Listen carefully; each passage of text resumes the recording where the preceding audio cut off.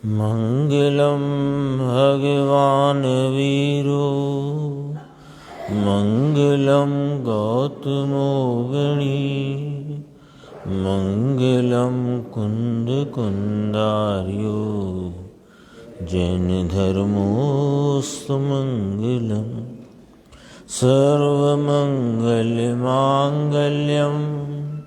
सर्वकल्याणकारकम प्रधानं सर्वधर्माणां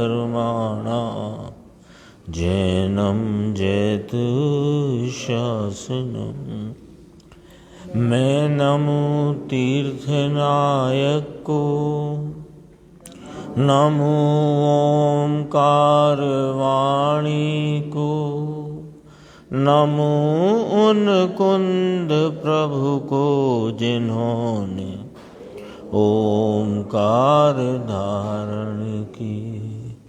अहो उपकार जिनवर का, कुंद का दिव्य वाणी का, जिन कुंद ध्वनि दाता उनका हान स्वामी का। चिदानंदेक रूपाए जिनाए परमात्मने, परमात्म प्रकाशाय नित्यं सिद्धात्मने नमः।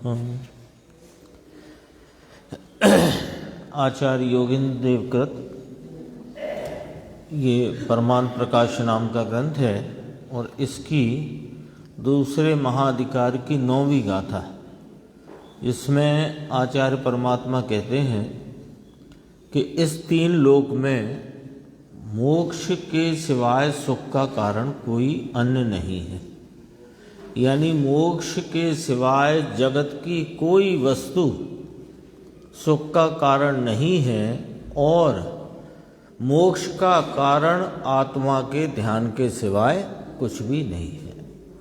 यह बात इस गाथा में बहुत ही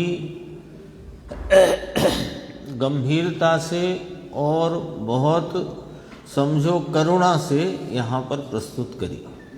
यानी ये जीव अनादि से दुखी है, सुख चाहता है। कल अपन ने बात की थी कि सुख भी चाहता है तो कैसा कि पूरा हो और सदैव हो। तो वह तो उसका कारण ऐसे पूरे और अनंत नाम सदैव सुख का कारण वह तो मोक्ष ही है। और मोक्ष का कारण निज आत्मा को ध्याना, वह मोक्ष का कारण रूप भाव एक ही है। तो तब कहा कि तुम निज शुद्धात्म स्वभाव को ही ध्याओ। तो अपन आज चर्चा यहाँ से देखते हैं, ये कल रह गई थी, ये 143 पेज है।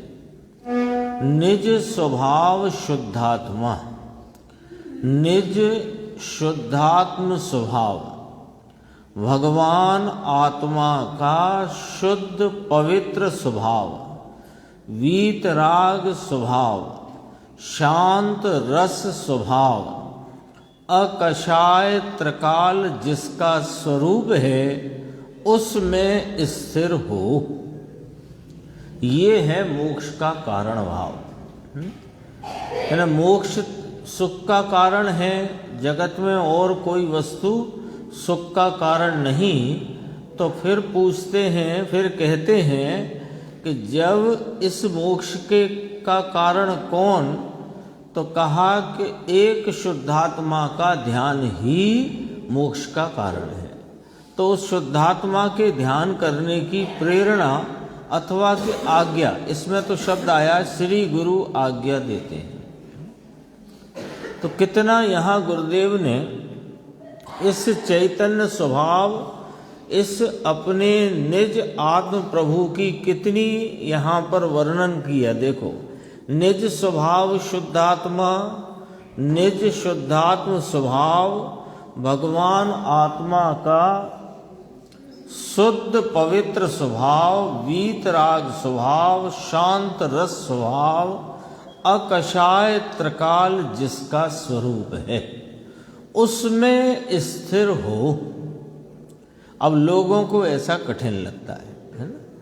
पहले तो ये वीतराग अकषाय त्रिकाली जिसका स्वरूप है वह आत्मा का निर्णय करना ही प्रथम कर्तव्य है। निर्णय के उपरांत उस निर्णय में लिए हुए तत्व का अनुसरण करना और अनुसरण द्वारा उसका संचेतन और प्रतीति करना और उस प्रतीति में आए हुए स्वभाव को ही स्थिरता पूर्वक, लीनता पूर्वक, एकाग्रता पूर्वक उसका ध्यान करना या उसे ध्याना, ये श्री गुरु की आज्ञा है। अब लोगों को ऐसा कठिन लगता है, वे पूछते हैं कि साहिब गृहस्थाश्रम के लिए क्या कोई दूसरा धर्म नहीं है? ये काम तो आप मुनिराजों को सौंपो, उनको ठीक रहेगा। हम तो गृहस्थ हैं, आजीविका के भी बहुत काम हैं, स्त्री पुत्र कुटुंब है तो उनके भी लालन पालन की व्यवस्था है, तो ये काम तो हमको जरा कठिन है। आप तो हमें अन्य कोई कार्य बता दो। सुबह से पूजा भक्ति, दया दान, थोड़े बहुत व्रत नियम, अष्टमी चतुर्दशी, इतना बहुत है हमारे लिए। ये शुद्ध आत्मा को ध्याओ, ये कौन सी आज्ञा दे दी आपने? गृहस्थ आश्रम के लिए दूसरा धर्म नहीं। दया दान, दया भक्ति पूजा, क्या वह मोक्ष मार्ग नहीं है जो आप हमको उसकी आज्ञा तो दे नहीं रहे और हमसे कह रहे हो कि इस अकषाय त्रिकाली वीतराग स्वभाव को ही ध्याओ? तो वह मोक्ष मार्ग नहीं है क्या? वो भी तो हमने देखा है। गृहस्थ धर्मात्माओं के हमने तो ये ही देखा है, दान दया भक्ति पूजा, तो उसे होता है यह, परंतु यह मोक्ष मार्ग नहीं है, बंद मार्ग है, बहुत कठिन भाई। देखो सुनते तो अपन प्रतिदिन ही हैं और गुरुदेव अपने को रोज सुनाते ही हैं ये वाली बात, लेकिन ये हमें बात सुन लेते हैं, हाँ भी कहते हैं, बराबर बराबर भी करते हैं, लेकिन ये जब बात आती है कि बंद मार्ग है तो अंदर से स्वीकृति नहीं आती है ना। मोक्ष मार्ग नहीं है, बंद मार्ग है, ऐसी स्वीकृति अंदर से नहीं आती। अब थोड़ी बात उल्टी कर रहे हैं, पलट के कर रहे हैं। यानी कोई कहे कि आप ऐसा कहो ना कि शुद्ध आत्मा का ध्यान ही मोक्ष मार्ग है, इसकी स्वीकृति नहीं आती, तो कहा नहीं, वो तो बात ठीक कही तुमने, लेकिन अभी तुम्हारी गाड़ी जहां फंसी है हम वहां से बात करते हैं कि ये दया दान भक्ति पूजा मोक्ष मार्ग नहीं है, बंद मार्ग है। ये सुनकर बराबर बराबर तो करते हैं हम लोग, हाँ बात तो ठीक है, सही बात है, लेकिन अंदर से स्वीकृति नहीं आती। क्या नहीं आती? बोलते तो हैं, आप बोलते हो, गुरुदेव बोलते हैं, अपन सब बोलते हैं। बोलने के उपरांत भी हमको अंतरंग में कहीं ना कहीं एक ऐसा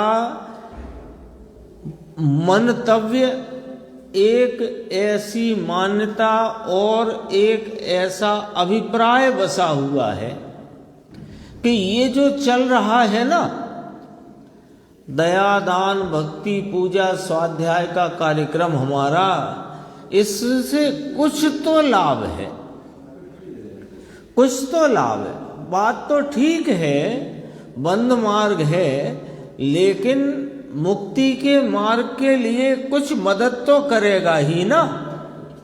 ऐसा बोलो अभिप्राय कहीं ना कहीं पड़ा हुआ है कि नहीं पड़ा हुआ? और पता है ये अभिप्राय ही इस शुद्धात्मा की प्राप्ति का सबसे बड़ा बैरियर है, बाधा है, सबसे बड़ी बाधा है। हाँ, तो दरअसल में वो तुलना करने के लायक नहीं, क्योंकि भेद ज्ञान जो कराया है वो शरीर आदि परद्रव्य और स्वद्रव्य के बीच में कराया है। रागादि विभाव और इस वीतराग स्वभाव के बीच में भेद ज्ञान कराया है ना, और द्रव्य पर्याय के बीच में भेद ज्ञान कराया है। लेकिन कहीं भी शुभ और अशुभ के बीच में भेद ज्ञान करने की आज्ञा तो दी नहीं है। बोलो, दी हो तो बताओ। भेद ज्ञान के 3 स्टेप आते हैं, स्वद्रव्य परद्रव्य का भेद ज्ञान, स्वभाव विभाव का भेद ज्ञान, द्रव्य पर्याय का भेद ज्ञान। तो बताओ इसमें शुभ भाव अशुभ भाव के भेद ज्ञान की बात कहाँ आई है? ये तो हम अपनी सुविधा से खड़ी रखे हैं इस बात को। ये बल्कि ये बात प्रवचन सार में आई कि जो शुभ और अशुभ में अंतर करता है, जो पुण्य पाप में भेद करता है, हिंडति घोरम पारम संसारम, वह घोर अपार संसार में परिभ्रमण करता है। 77 नंबर गाथा प्रवचन सार की। ये भेद ज्ञान का विषय ही नहीं है।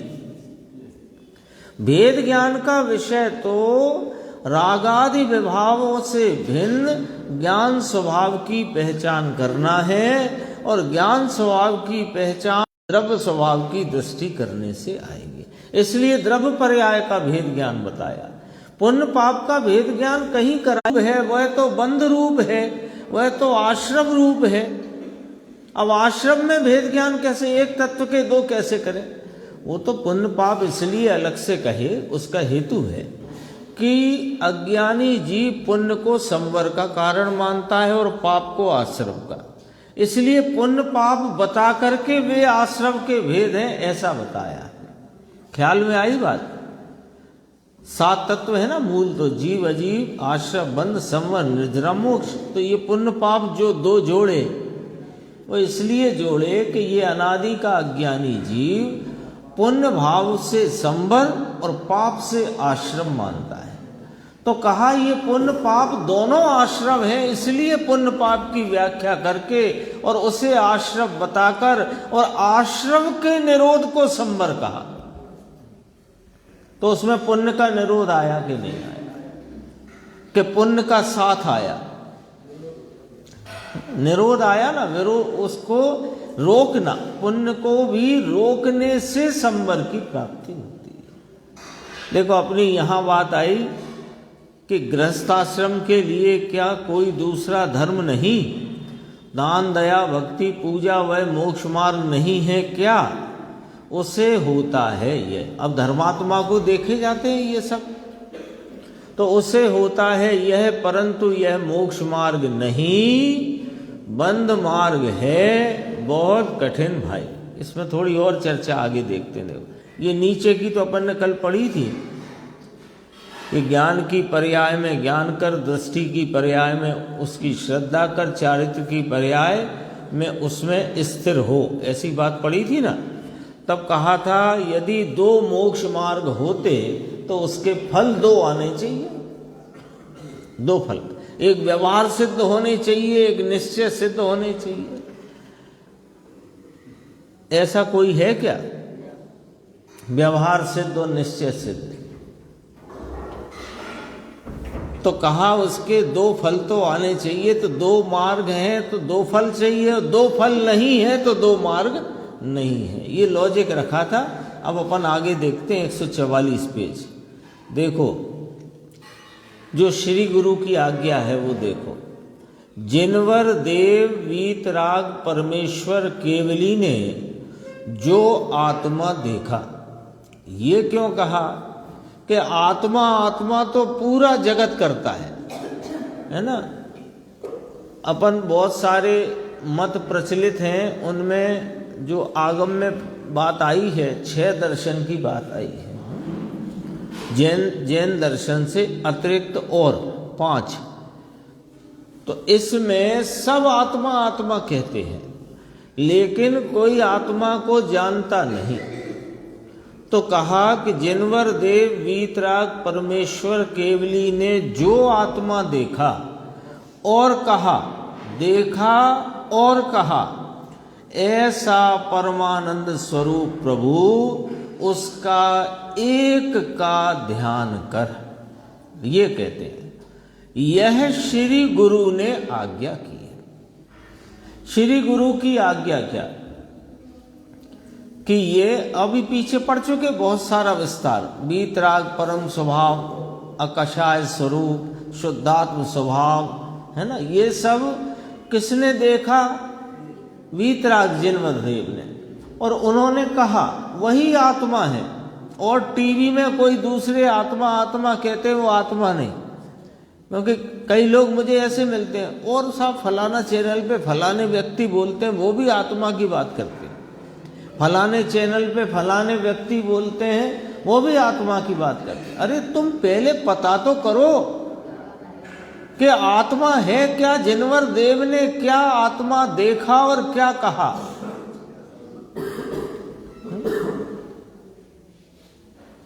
एक कल आया था तो अब याद आ गई। एक कह रहे हैं कोई नरक कोई स्थान नहीं है भौगोलिक रूप से, स्वर्ग भी कोई भौगोलिक रूप से स्थान नहीं है। मित्रता रखो स्वर्ग है, शत्रुता रखो नरक है। हो गया हिसाब किताब बराबर। ऐसी ऐसी दशाएं हैं। वो तो सोचो कि आप और हम इस महान संक्रमण से बच करके यहाँ अपने सच्चे मार्ग को बताने वाले गुरुदेव श्री के पास आ गए, जिन्होंने आचार्यों के अंतरंग हृदय की सच्चाई को हमारे सामने प्रकट कर दिया और कर रहे हैं, है ना। जब पूरे विश्व में कोरोना फैला था ना, तो तब अपन यदि कोरोना से बच गए थे तो बहुत सुरक्षित मानते थे ना। ऐसे पूरे विश्व में ये मिथ्यात्व का संक्रमण और विपरीत मान्यताओं का और धर्म के रूप में अनेक प्रकार की विपरीतताओं का ऐसा भारी संक्रमण फैला है कि वो तो अपन शुक्र मनाओ, अपने आप को धन्यवाद दो कि ऐसे सारे संक्रमण से बच करके हम और आप ऐसे वीतरागी देव और उनकी परंपरा में आए आचार्य भगवंत और उनके रहस्य को खोलने वाले गुरुदेव श्री की शरण में आ गए। अन्यथा तो क्या होने वाला था, और हुआ भी है पूर्व में। देखो श्री गुरु की यह आज्ञा है कि ये जो परमानंद स्वरूप वस्तु प्रभु तुम उस एक का ध्यान करो, व्यवहार करो और व्यवहार से होगा, ये आज्ञा नहीं दी है श्री गुरु ने। बोलो साहब आगम में तो ये भी आया है, आगम में तो ये भी आया है। आगम में आया है तो वो रेलवे के टाइम टेबल में तो बहुत सारी ऐसी स्टेशनों के नाम भी हैं जहां गाड़ी रुकती नहीं। तो ये तो सब वर्णन है मोक्ष मार्ग में आने वाले विकल्पों की वृत्ति का, उसके अनुरूप होती शरीर की चेष्टाओं का, उसमें बढ़ते हुए गुणस्थान आदि का, उसमें होने वाले बंद आदि का, सब ये वर्णन है। उसमें क्या दिक्कत है? आज्ञा क्या है? आज्ञा तो ये है कि परमानंद स्वरूप प्रभु उसका एक का ध्यान कर, है ना। एक जगह नीचे कहीं आएगा कि सुख तो आत्मा में ही है, ऐसा निश्चय करो। श्री व्यवहार करो, व्यवहार से होगा, ये आज्ञा नहीं, ऐसा है ना। उसमें आत्मा के ध्यान में स्थिर ना हो तब तक पंच परमेष्टि का ध्यान करें क्या? ऐसा प्रश्न किया, ऐसा प्रश्न किया। आत्मा के ध्यान में स्थिर ना हो तब तक पंच परमेष्टि का ध्यान करें क्या? ऐसा प्रश्न है ना। उत्तर, ध्यान करे पंच परमेष्टि का तो विकल्प है, और होता है ये तो कहा ना। जब तक पूर्ण वीतरागता नहीं, तब तक पंच परमेष्टि आदि का नाम स्मरण, उनके स्वरूप का स्मरण, उनकी तरफ का बहुमान का भाव आएगा, आता है। लेकिन अशुभ से बचने को ये शुभ भाव होता है। अशुभ से कौन बचा है, ये ध्यान रखना। जिसने मिथ्यात्व टाल दिया है और सम्यक्त की प्राप्ति की है, उसके अभी भूमिका में अशुभ भी है और शुभ भी है और शुद्ध भी है। तो जिसके पास शुद्ध है वो शुद्ध से निकलता है बाहर। स्वरूप का जब उसमें एकाग्रता नहीं हो सकती, नहीं होती, तब वो बाहर आता है उपयोग। तो अशुभ में न जाए और शुभ में आए, ऐसा करके कहा अशुभ से बचने को। और जो घोर अशुभ में पड़ा है मिथ्यात्व के, उसके काय का अशुभ बचेगा? तो उसके शुभ नहीं होता क्या? कि वो होता है अशुभ से बच के नहीं होता। होता तो है पर अशुभ से बच के नहीं होता। परंतु वह मार्ग नहीं है। अब बस अपने को ये पढ़ना था, इसलिए इतना सब अपन पढ़ते हुए आए। मुमुक्षु ने पूछा, करना तो पड़ेगा ना साहब, ये सबका प्रश्न है कि नहीं? जिसका नहीं हो तो अच्छी बात है, और है तो समाधान सामने है। करना तो पड़ेगा ना। मुन्ना लाल जी नहीं दिख रहे आज। करना तो पड़ेगा ना। अरे करना पड़ेगा, नहीं आएगा।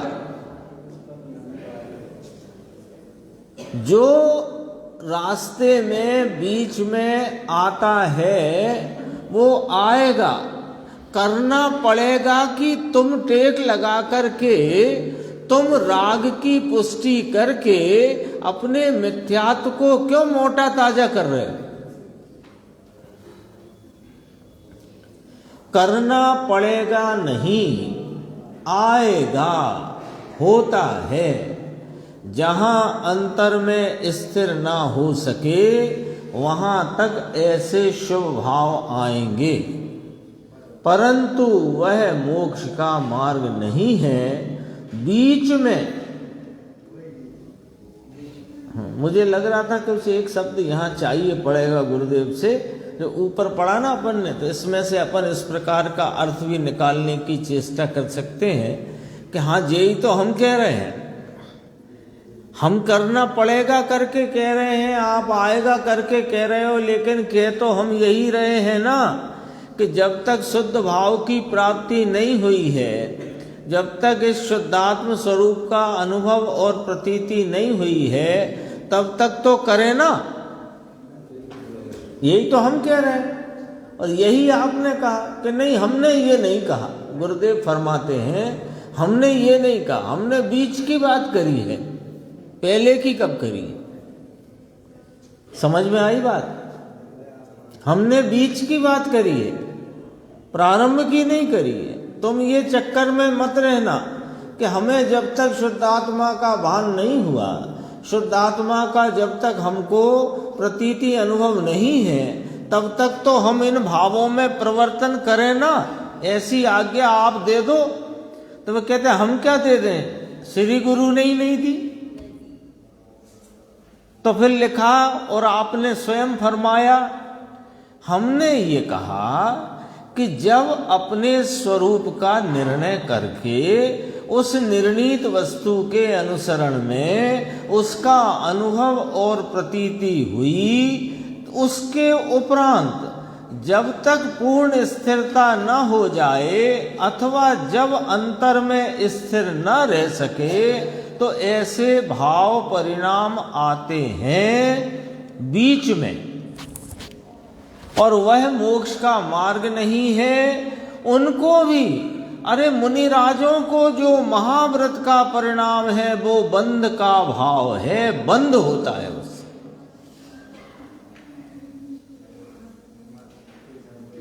है ना, उससे बंध नहीं होता। तो आचार्य अमृत चंद्र देव, आचार्य कुंद कुंद देव, अनेक आचार्य जिनको अभी चारित्र की पूर्णता नहीं हुई और वे स्वर्ग आदि में गए हैं, तो वो कौन से भाव से चले गए? उनके पास तो दो ही भाव थे। कल अपन बात करते थे 85 वर्ष तक जिनके 3 कषाय चौकड़ी की अभाव रूप वीतरागता की प्रचुर धारा बहती थी। 85 वर्ष, उम्र भी 96 वर्ष थी ना। 11 वर्ष की अवस्था में दीक्षा ली। तो उनके दो ही भाव थे, एक शुद्ध भाव था और एक शुभ भाव था। मुनि की भूमिका में अशुभ की तो गिनती है नहीं। तो अब मुझे बताओ, वो स्वर्गायु काय से बंधी थी? उन्हें शुद्ध भाव से बंद होता नहीं, तो फिर महाव्रत से ही बंधी कि नहीं बंधी? काय से बंधी राकेश भाई? महाव्रत के परिणामों से ही ना, 28 मूल गुण के परिणाम से ही ना, 13 प्रकार के चारित्र से ही ना। तो वो बंध का भाव हुआ कि मोक्ष का हुआ? आप स्वयं बताओ। तो जो चारित्र की पूर्णता कर लेते हैं, अरे उनके भी बंध हो जाता है, लेकिन स्वभाव की उग्रता में वह बंध उसी समय उदय में आकर के 6 को प्राप्त होता है। होता तो बंध ही है, उससे कोई मोक्ष का परिणाम या कर्मों की निर्जरा नहीं हो रही है। अरे कर्मों की निर्जरा होती है वो अंतरंग में बहने वाली 3 कषाय की अभाव रूप वीतराग परिणति से, 2 कषाय की अभाव रूप वीतराग परिणति से, अरे 1 कषाय की अभाव रूप वीतराग परिणति से। जितनी जिसको है उससे निर्जरा है। देखो ऐसी बात बहुत कठिन है कि गुरुदेव ने फिर कहा, कठिन पड़ती है ना, कठिन इसलिए कहने में आता है कठिन। ये कल का विषय था, आज अपन देखो यहां से शुरू हुआ। इसमें फिर अपन ने कल पढ़ी थी, तब श्री गुरु वो प्रभाकर भट्ट ने कहा कि आपने कहा कि मोक्ष सुख के अलावा 3 लोक में अन्य कोई, मोक्ष के अलावा इस 3 लोक में अन्य कोई सुख का कारण नहीं है। तो मोक्ष में तो अतीन्द्रिय सुख है और ये जगत तो अतीन्द्रिय सुख को जानता नहीं है। तो आप हमें बताओ कि अतीन्द्रिय सुख क्या होता है? ये पूछा। तब योगेंद्र देव कहते हैं कि हम तुमको दृष्टांत से समझा देंगे। कल अपन ने पढ़ा था दृष्टांत, वो ख्याल में आ जाएगा जब अपन इसे पढ़ते आएंगे। तो तब श्री गुरु ने कहा कि हे प्रभाकर भट्ट, मैं एक दृष्टांत देता हूं, है ना, उसे सुनो। देखो बोल्ड पढ़ता हूं, फिर अपन नीचे आते हैं। कोई एक पुरुष जिसका चित्त व्याकुलता से रहित है, पंचेंद्री के भोगों से रहित अकेला स्थित है, उस समय किसी पुरुष ने पूछा कि तुम सुखी हो? तब उसने कहा कि हाँ, सुख से तिष्ठ रहे हैं। उसने कहा कि सुख से तिष्ठ रहे हैं, और उस समय पर विषय सेवन आदि सुख तो है ही नहीं। ठीक है ना, ये दृश्य सामने रखा।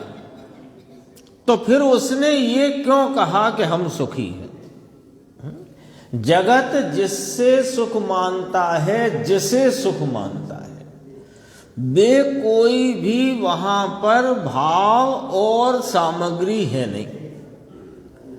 जगत जिससे सुख मानता है, जिसे सुख मानता है, वो सामग्री और वो भाव वहां व्याकुलता से रहित अपने एकांत में बैठे हुए उस व्यक्ति से पूछा, तो उसने कहा कि हम सुख से तिष्ठ रहे।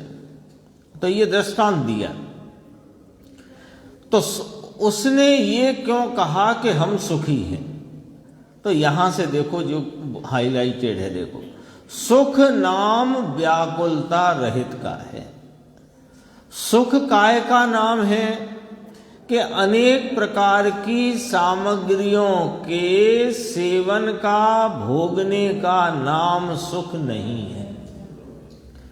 उसे हमने सुख माना है दरअसल में तो वह हमारी पीड़ा का इलाज है, सुख नहीं।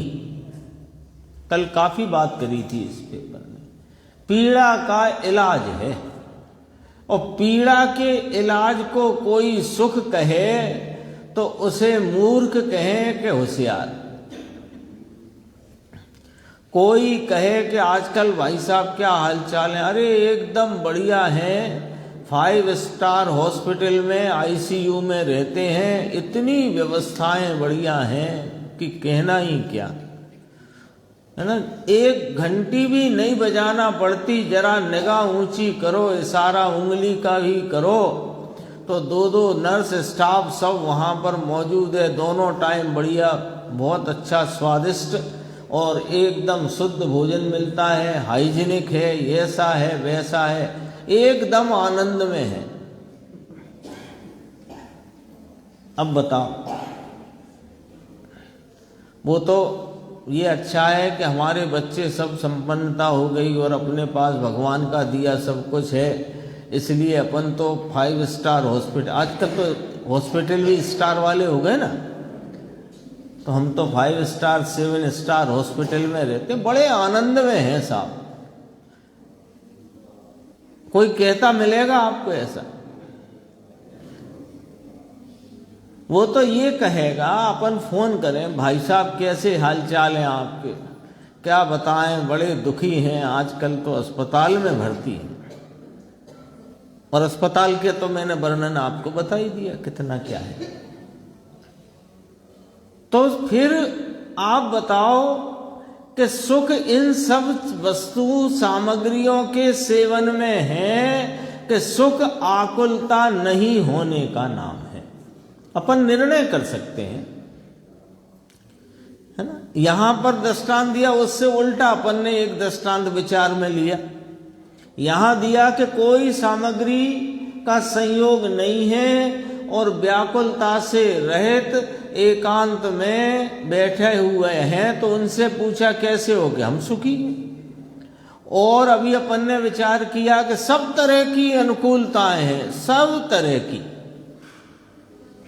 और व्याकुलता बनी हुई है, तो क्या कहेगा वो, दुखी है। तो सुख नाम व्याकुलता रहित का है, तो उसने ये क्यों कहा कि हम सुखी हैं? इसलिए यह मालूम होता है सुख नाम व्याकुलता रहित है, और सुख का मूल निर्व्याकुलपना है। सुख का मूल तो व्याकुलता, अब व्याकुलता को ही पर्यायवाची भाव से कहें तो विकल्पता। व्याकुलता का अपन पर्यायवाची या उसका अर्थ, अन्य अर्थ क्या हो सकता है कि व्याकुलता कहो कि विकल्पता कहो, निर्व्याकुलता कहो कि निर्विकल्पता कहो। वह निर्व्याकुल अवस्था यानी सुख की अवस्था आत्मा में ही है। अरे वह निर्विकारी सुख ही आत्मा में है, विषय सेवन में नहीं।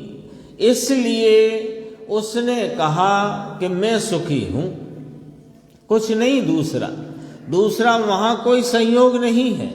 रूप देखता नहीं, गंध सूंघता नहीं, भोग नहीं, स्पर्श नहीं, प्रशंसा आदि के वचन सुनता नहीं, ऐसे बैठा है। तो इससे सिद्ध हुआ कि सुख का मूल निर्व्याकुलपना है, और वह निर्व्याकुल अवस्था कहाँ है? आत्मा में ही है, विषय सेवन में नहीं। तो अब बताओ साहब, जो नीचे की बोल्ड अक्षर है ना, निर्व्याकुल अवस्था आत्मा में ही है, विषय सेवन में नहीं। अब इस पंक्ति पर से निर्णय करके आप बताइए कि सुख की प्राप्ति के लिए इन दोनों में से क्या जुटाना और क्या प्राप्त करना चाहिए, विचार करो। विषय सेवन में सुख नहीं है, तो फिर विषय सेवन की सामग्री इकट्ठे करने से सुख होगा, और आत्मा में ही सुख है, तो आत्मा को ध्याने से सुख होगा। निर्णय तो अपन कर सकते हैं, अनुमान कराया है यहाँ, ऐसे करके बात कही है। आगे देखो, आगे देखते हैं 148 पे, वो आगे वहां तक आ गई ना बात कि वह निर्व्याकुल अवस्था आत्मा में ही है, तो सुख आत्मा में ही है, विषय सेवन में नहीं।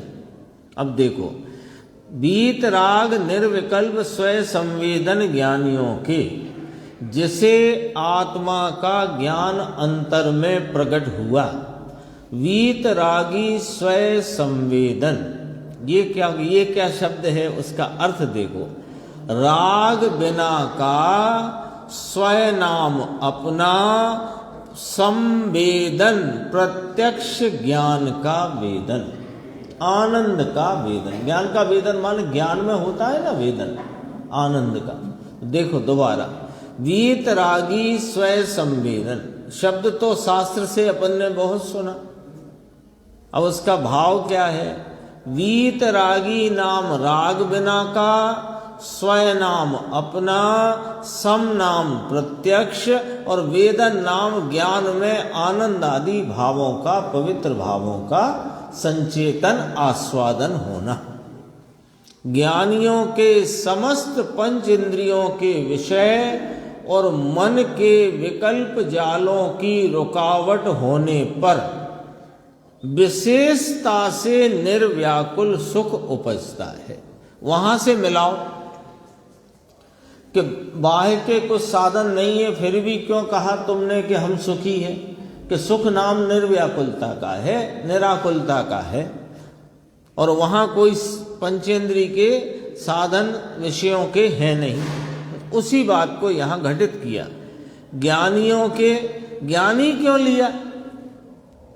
ज्ञानी इसलिए लिया कि ज्ञानी को ही निर्विकल्पता का भाव प्रकट हुआ है, ज्ञानी को ही निराकुलता का भाव प्रकट हुआ है, जिसने अपने राग रहित, आया था ना, राग बिना का स्वयं नाम अपना, सम नाम प्रत्यक्ष, वेदन नाम ज्ञान में आनंद आदि पवित्र निराकुलता सुख का उसने वेदन किया है, इसलिए ज्ञानी को लिया। अब ज्ञानियों की स्थिति को भी सामने देखते हैं कि उसके पंच इंद्रियों के विषय और मन के विकल्प जालों की रुकावट होने पर विशेषता से निर्व्याकुल सुख उपजता है। न्याय समझ में आता है? अब देखो क्या कहते हैं। पांच इंद्रिय के भोग की ओर की प्रवृत्ति का एक अंश भी जहां छूटा, साधक भाव से बात ली है, फिर सिद्धों की तो बात ही क्या करना। मुनियों के तो लेस मात्र सुख कहा, सिद्धों के आगे कल अपन ने बात की थी, सिद्धों के अनंत भावात्मक सुख, भाव की अपेक्षा अनंत सुख, ऐसा अनंत सुख के आगे मुनियों को प्रचुर स्वयं संवेदन वीतरागी आनंद की दशा लेश मात्र है, और सम्यक दृष्टि ज्ञानी धर्मात्मा गृहस्थ चौथे गुण स्थान वाले की अपेक्षा बहुत प्रचुर है। अपेक्षा की बात है, उनके तो परिपूर्ण है सिद्ध भगवंतों के। तो यहां एक लॉजिक अपने सामने आ गया कि पांच इंद्रिय के भोग की ओर की प्रवृत्ति का एक अंश भी जहां छूटा, वहां अंदर में आत्मा में इतनी स्थिरता आ गई, उतना सुख है। बात पूरी समझना, आधी लेके उड़ जाते हैं ना अपन कि पांच इंद्रिय के भोग की ओर की प्रवृत्ति का एक अंश भी छूटा उतना सुख है। कि ना ना ना, पूरी बात सुनो। वो प्रवृत्ति का अंश यदि पांच इंद्रिय के भोगों की तरफ से छूटा है, तो वो प्रवृत्ति का अंश गया कहां है? वो तो ध्यान करो जगत में बहुत उपदेश देने वाले इतना ही उपदेश देकर छोड़ देते हैं कि 5 इंद्री के विषयों में दुख है और 5 इंद्री के विषयों के सेवन के प्रति का जितनी प्रवृत्ति छूटेगी उतना सुख है। अब हम पूछते हैं कि जितनी प्रवृत्ति उधर से छूटी है वो कहां गई है, सो बताओ। बात पूरी होना चाहिए ना। कोई व्यक्ति 3 दिन से अपने ऑफिस नहीं गया तो बॉस ने पूछा कहां थे 3 दिन से, 3 दिन से कहां थे, तो बताना पड़ेगा ना। 3 दिन से ऑफिस में नहीं थे, ये तो बात सामने ही है। तो उसने 3 दिन से यहां तुम अनुपस्थित थे कि हाँ अनुपस्थित था, तो फिर पूछ रहे हैं कि नहीं वे बॉस कहां थे। तो जो 5 इंद्री के विषयों के सेवन में प्रवृत्ति का अंश जितना छूटा है वो प्रवृत्ति फिर गई कहां है, ये तो बताओ। तो कहा वह अंदर आत्मा की स्थिरता में गई होने से वहां उतना सुख है। बात पूरी होनी चाहिए। हाँ तो उससे क्या, पर उसकी प्रवृत्ति उधर से छूटी है और कषाय की मंदता में और उस पर्याय के इस प्रकार के भाव से मुझे मोक्ष होगा, ऐसी मिथ्यात्व में पड़ी हुई है वो प्रवृत्ति। वो मिथ्यात्व का सेवन करती हुई प्रवृत्ति है कि ये पर्याय जो मेरी चल रही है इसमें से ही, इस त्याग वृत्ति में से ही, इस कषाय की मंदता में से ही मुझे मोक्ष प्रगटेगा। ऐसे मिथ्यात्व के सेवन में पड़ी है प्रवृत्ति।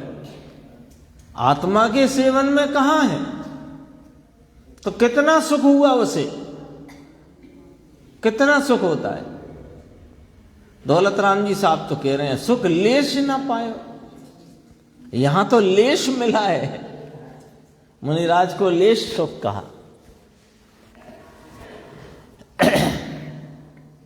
जिसे अब देखना, अब ये लॉजिक रखा था, देखो भैया ये लॉजिक रखा था। अब उसके सामने कहते हैं अंदर में आत्मा में इतनी स्थिरता आ गई उतना सुख है। तो जिसे सर्व व्यापार छूट गया है और फिर पूरी, यहां भी पूरी होगी बात, वीतराग निर्विकल्प समाधि में स्थिर हो गया है, उसका उसे पूर्ण सुख है। लॉजिक रख के बात है।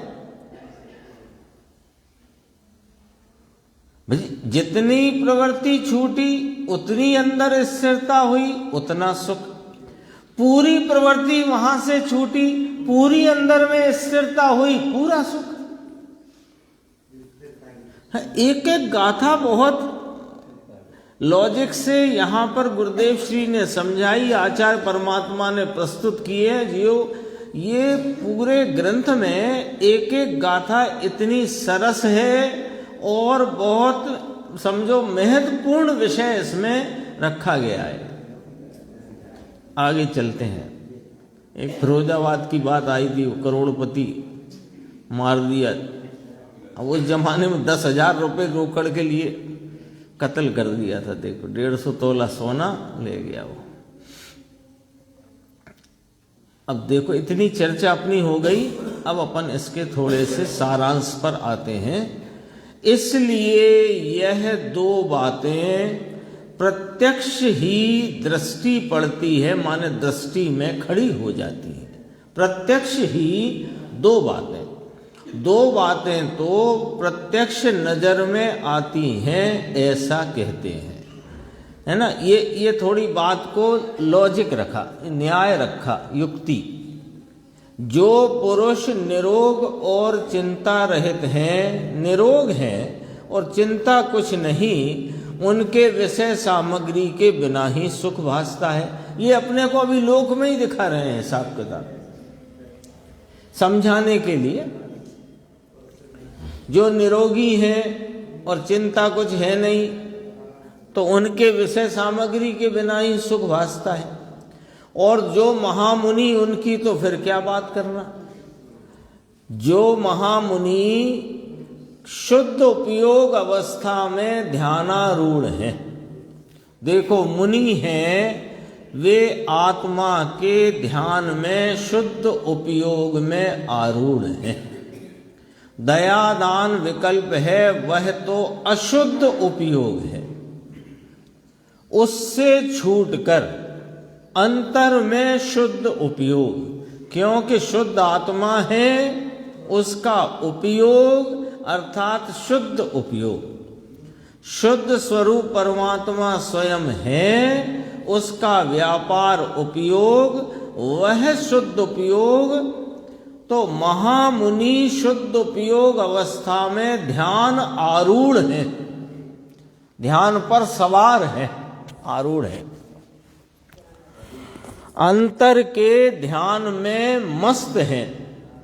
उनके निर्व्याकुलता प्रकट ही दिख रही है। दो बातें प्रत्यक्ष रख दी यहां पर, कैसे करके कि लौकिक में दिखाते हैं तुम्हें एक दृष्टांत युक्ति के द्वारा कि जो पुरुष निरोगता में है और चिंता जिन्हें कुछ है नहीं, तो वे भी विषय सामग्री के बिना ही सुखी दिखाई देते हैं और अपने को सुखी मानते हैं। ये तो दृष्टांत रूप है। जब सामान्य में ही निरोगता और चिंता नहीं होने से ही बिना अनुकूल और विषय भोग की सामग्री के बिना ही वह सुखी अनुभव करता है, तो फिर महामुनि जो कि अपने शुद्ध उपयोग अवस्था में ध्यान में प्रवर्तमान हैं, वर्तते हैं,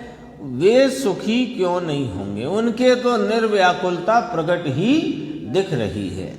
तो इसको थोड़ा और स्पष्ट करने कहा, क्योंकि देखो अतीन्द्रिय सुख का स्वाद तो वही जानता है जिसने उस सुख को अपनी ज्ञान पर्याय में, आस्वादन में, संचेतन में लिया है ना। लेकिन यहाँ आचार्य भगवान योगेंद्र देव प्रभाकर भट्ट के पूछे जाने पर उसका अनुमान अनेक प्रकार के दृष्टांत और न्याय से करा रहे हैं।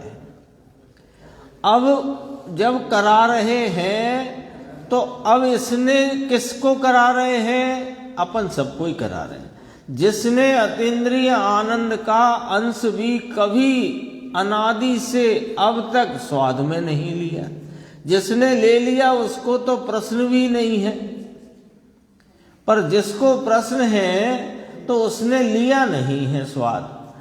अब उसने काय का स्वाद लिया है, उधर से ही बता करके वो सुख का स्वरूप समझाना चाहते हैं। सुख तो तुम्हें तुम्हारे स्वरूप के आलम्बन से स्वयं प्राप्त होगा, लेकिन सुख का स्वरूप बताना चाहते हैं। तो थोड़ी बात आगे और कहते हैं, वे इंद्रादि देवों से भी अधिक सुखी हैं। कहना पड़ा कहना पड़ा इंद्रों को तो इंद्रिय के सुख हैं और मुनियों को अतीन्द्रिय का सुख है। उनसे अधिक सुख कहा, सो ये तो अपेक्षा से तुम्हें समझाने कहा है। यदि हम अनंत गुना उसी डिजाइन से लगाएं तो दुख खड़ा हो जाएगा। क्यों कि जो इंद्रों को सुख है वो सुख है कि दुख है? दुख है। और उससे अनंत गुना सुख कहेंगे तो वो तो दुख कहलाएगा। लेकिन तुम्हारी जानकारी की अपेक्षा से तुम जिसे सुख मानते हो वहां से अनंत गुना कहकर तुम्हें अनुमान कराते हैं। लेकिन उस अनुमान में यह युक्ति मत भूलना कि जो सुख है वो निराकुलता का नाम है। सुख विषय सेवन में नहीं, निराकुलता में है। एक परसों वाले प्रवचन में थोड़ा सा विषय आया था, वो मैं यहाँ पर अपन उसे देखते हैं, थोड़ा ही है और फिर जो आगे चलेगा उसकी चर्चा अपन आगे की स्वाध्याय में लेंगे। कल जो रह गया था वो अपना आज कवर हो गया है। ये पेज नंबर है 138। परसों ही हुआ था ना, 9 गाथा 9 पर प्रवचन प्रारंभ, हाँ परसों हुआ था, वहां पर देखो।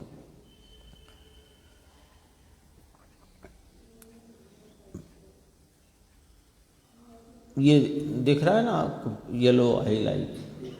आटा हो, बर्तन हो, सब्जी हो, सब साधन हो, मिर्ची नमक आदि हो, परंतु वह कच्चा है। थोड़ी ये बात समझना, अच्छे से समझना है, बहुत अच्छी बात आई। आटा हो, बर्तन हो, सब्जी हो, सब साधन हो, मिर्ची नमक इत्यादि सब, परंतु सब कच्चा है। अग्नि बिना वह सब कच्चा है, सेवन के योग्य नहीं। अग्नि हो तो वह पक जाए।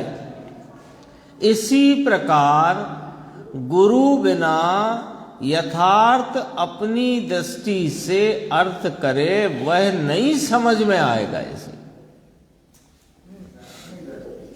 गुरु गम के बिना, सच्चे ज्ञानी गुरुओं के निर्देश के बिना, उनके समझाए जाने के बिना ये शास्त्र का अर्थ अपनी दृष्टि से करने जाएगा तो इसे समझ में नहीं आएगा।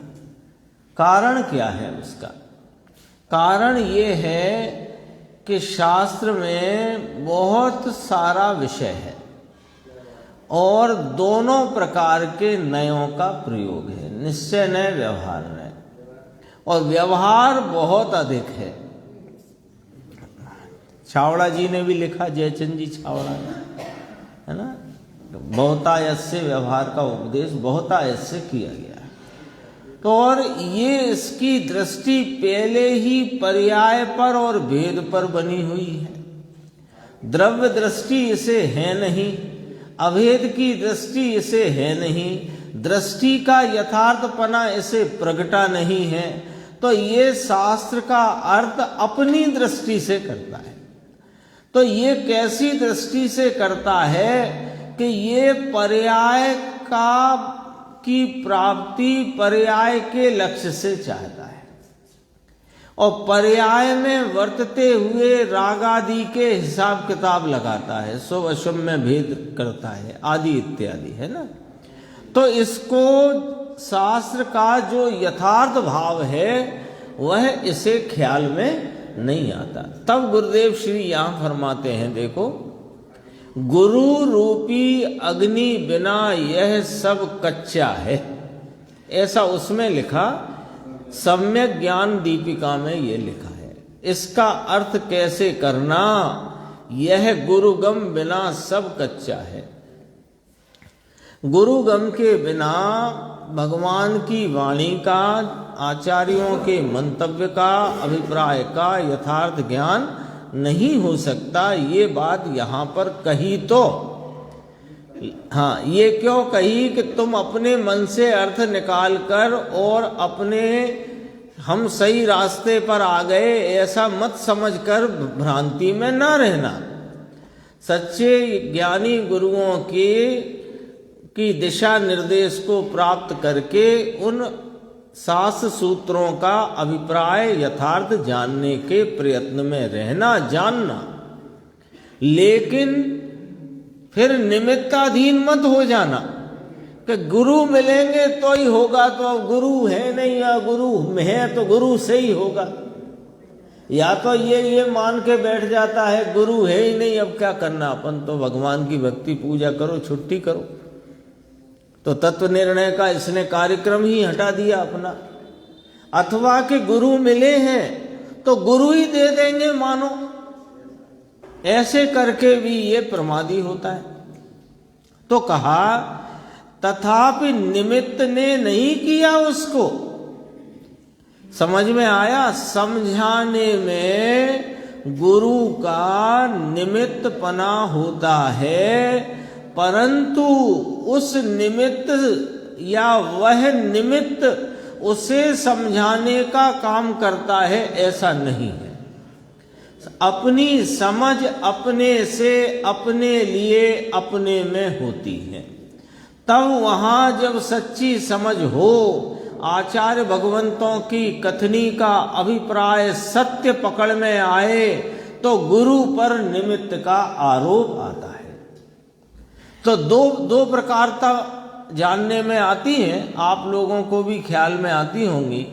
एक तो वे हैं जो ये कहकर के छुट्टी पा गए कि शास्त्र में लिखा है कि ज्ञानी गुरु के बिना कार्य नहीं होगा, और अभी हमें कोई मिल नहीं रहा ज्ञानी गुरु, तो हमने वो कार्य को 2, 4, 10 भव के लिए स्थगित कर दिया। तुमने 2, 4 भव के लिए किया है, लेकिन वो पता नहीं कितना स्थगित हो गया। एक बात। दूसरी बात, ज्ञानी गुरु मिल गए हैं हमको, तो अब वे ही कर देंगे जो करना है, तो इस धोखे में भी मत रहना।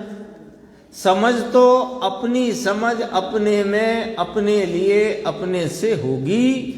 इसलिए तत्व निर्णय में सावधानी पूर्वक ज्ञानी गुरुओं के दिशा निर्देश से शास्त्रों का अभिप्राय, तात्पर्य यथार्थ जानकर उसको युक्ति और न्याय के अवलंबन से मिलान करके बराबर वो बात बैठती है कि नहीं बैठती, ये सब स्वयं परीक्षा करके और फिर गुरु आज्ञा का निर्वहन करके तत्व का निर्णय करना चाहिए। शेष चर्चा आगे।